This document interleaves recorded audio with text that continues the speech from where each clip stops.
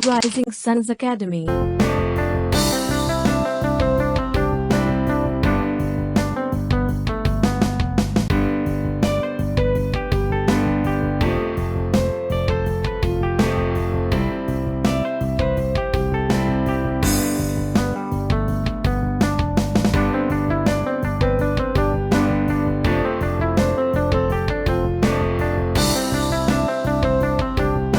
Good morning guys, कैसे हो आप सभी। आई होप आप सभी बहुत अच्छे होंगे, घर पर होंगे, सुरक्षित होंगे, साथ ही साथ अपनी पढ़ाई भी कर रहे होंगे।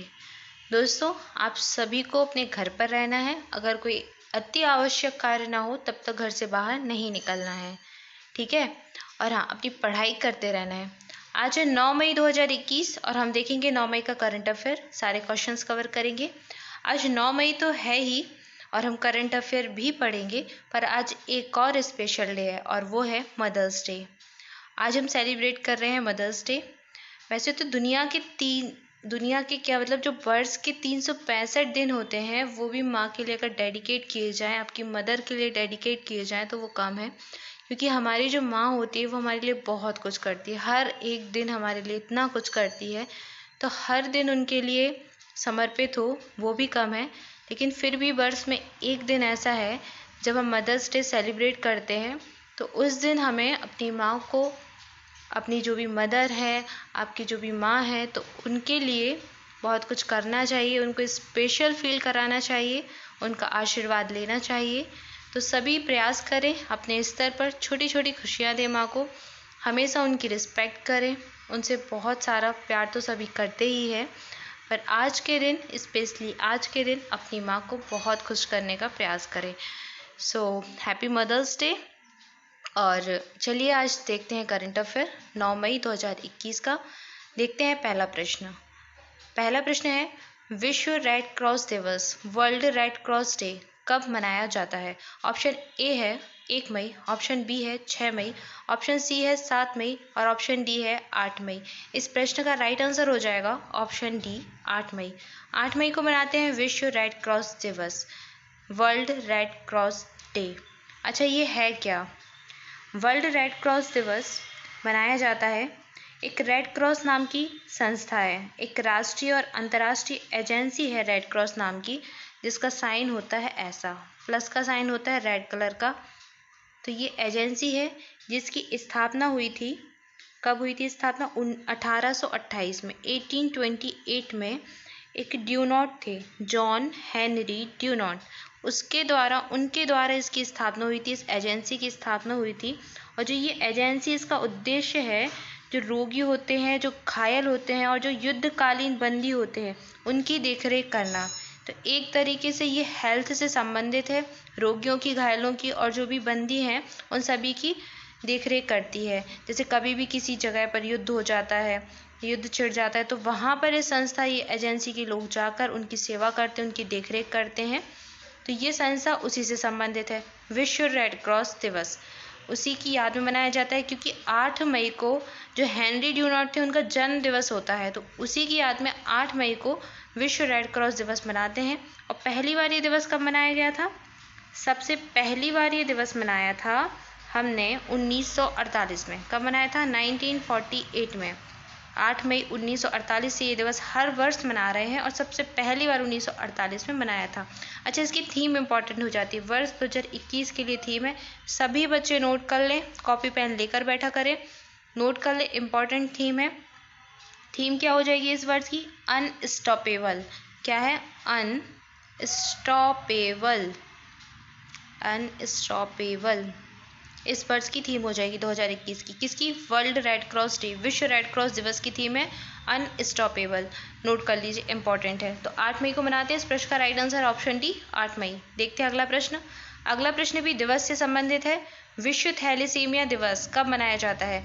ऑप्शन ए है 2 मई, ऑप्शन बी है 3 मई, ऑप्शन सी है 7 मई और ऑप्शन डी है 8 मई। इस प्रश्न का राइट आंसर हो जाएगा ऑप्शन डी 8 मई। विश्व थैलेसीमिया दिवस भी या फिर वर्ल्ड थैलेसीमिया डे भी 8 मई को ही मनाते हैं। 8 मई को मनाते हैं विश्व रेड क्रॉस दिवस और 8 मई को ही मनाते हैं विश्व थैलेसीमिया दिवस। इस प्रश्न का राइट आंसर है ऑप्शन डी। अच्छा, इस वर्ष की जो थीम है 2021 की विश्व थैलेसीमिया दिवस की या फिर वर्ल्ड थैलेसीमिया डे की क्या हो जाएगी, इंपॉर्टेंट है, नोट कर लीजिए, थोड़ा बड़ी सी थीम है पर आप नोट कर लीजिए। Addressing health inequalities across the global thalassaemia community.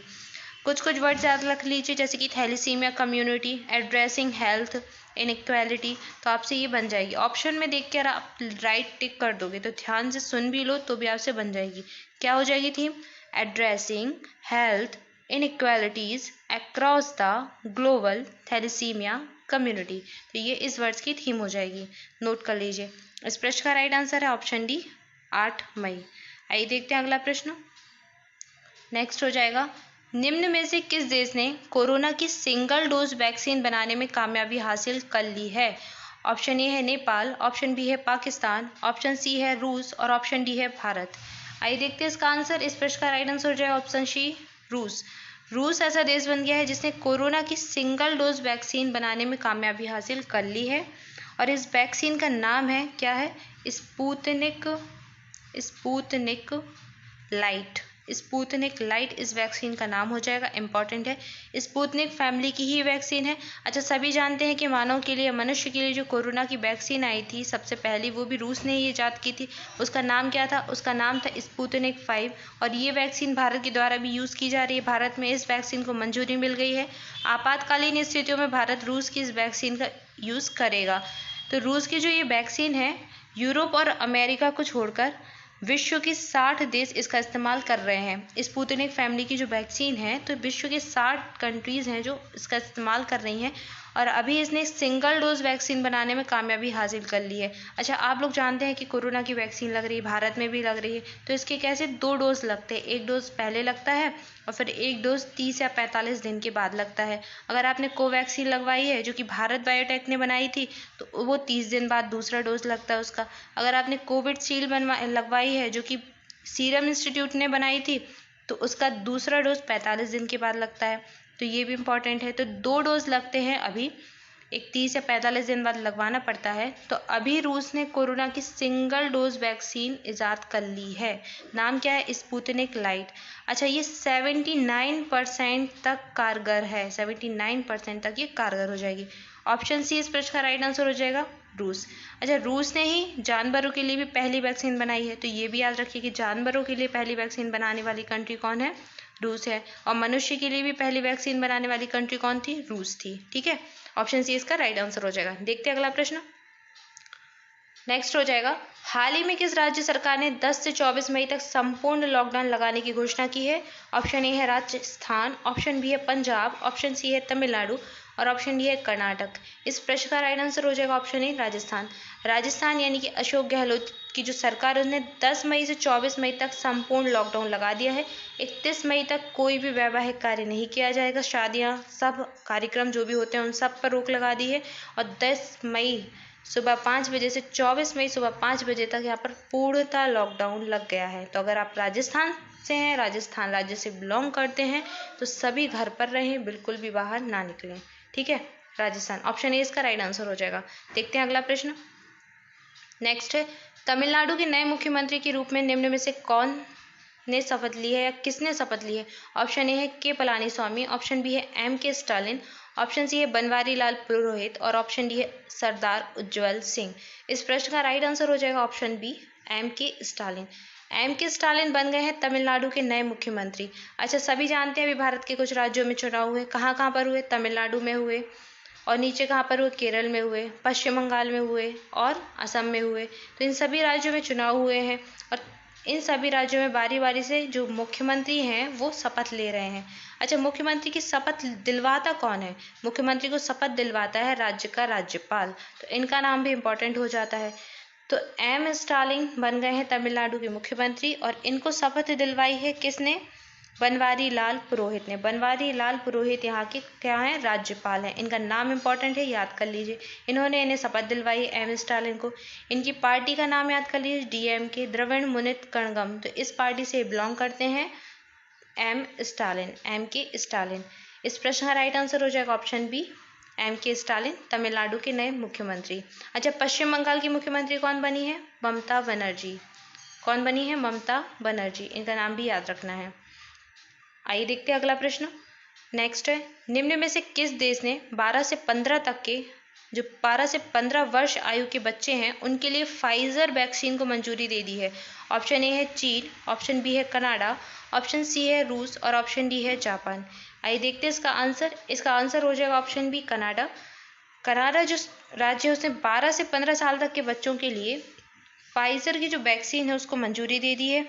अच्छा, इससे पहले ये जो वैक्सीन है वो 16 साल तक के बच्चों के लिए दी जाती थी और कनाडा विश्व का ऐसा पहला देश है जिसने बच्चों के लिए इस वैक्सीन को मंजूरी दी है। फाइजर वैक्सीन 12 से 15 साल तक के बच्चों को अब लगाई जाएगी। इस प्रश्न का राइट आंसर हो जाएगा option B Canada.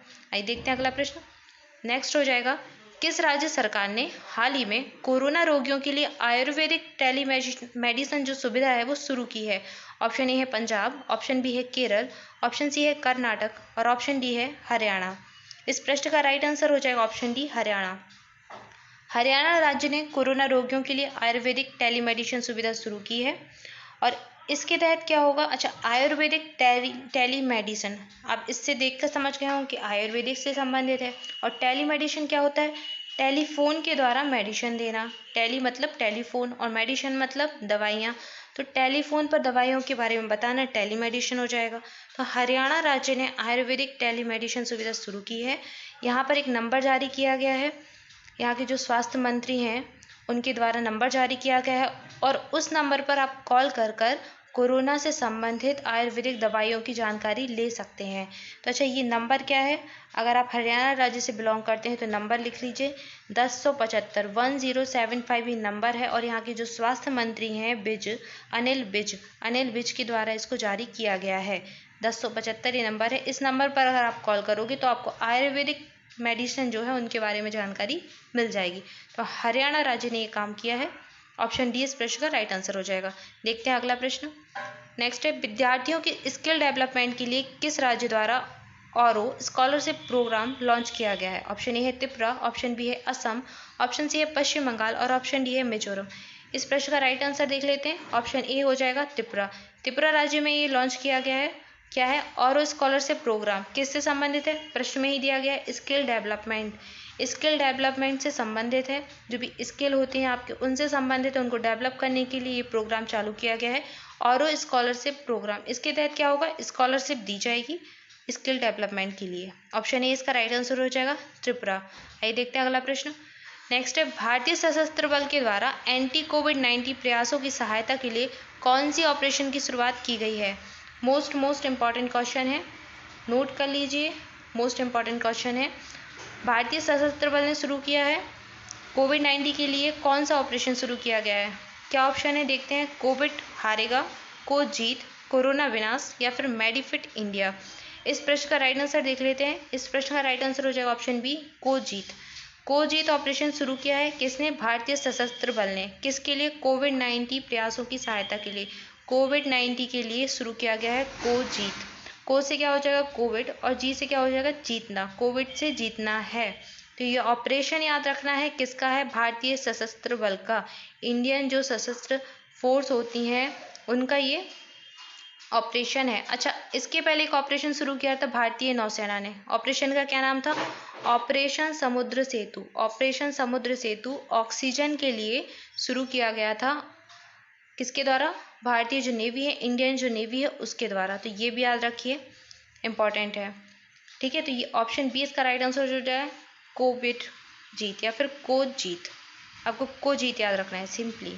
Option B इसका राइट आंसर है। देखते हैं अगला प्रश्न। नेक्स्ट है, महात्मा गांधी की किस पूर्व निजी सचिव का हाल ही में निधन हो गया है।